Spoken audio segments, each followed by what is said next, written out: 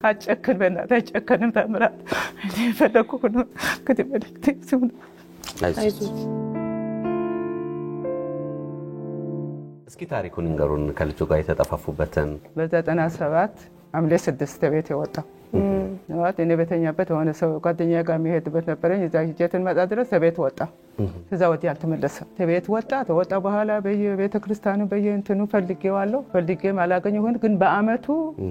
የሚያውቁ ሰዎች ጎረቤት ትልቅ እናት ናቸው መርካቶ በሄዱበት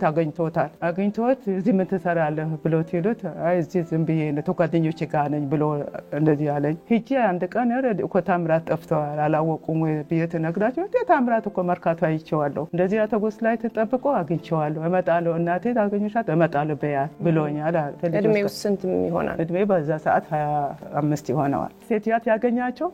አገኛታለሁ መርካቶ በመጣችበት ሰዓት አያኛታለሁ እንትን ያልኩኝ የተደበቋት ነው አንድ ቀን እመጣለሁ ብዬ የተደበቋት ነው ብሎ እንደዚህ ብሎኛል አለ ይመጣል ብሎ በቀሴት ያሞተዋል አፈርገረ ባርክላቸው ሞተዋል እንደዚህ ብሎኛል ታምራት አለ በህይወት አለ እኔ እናትህ እፈልግሃለሁ እኔ በየቤተ ክርስቲያኑ በየእንትኑ እፈልግኩት ነው ታምራት አጨክን በእናትህ አጨክንም እና በጣም ነው የምፈልግ ቤተሰቦቹም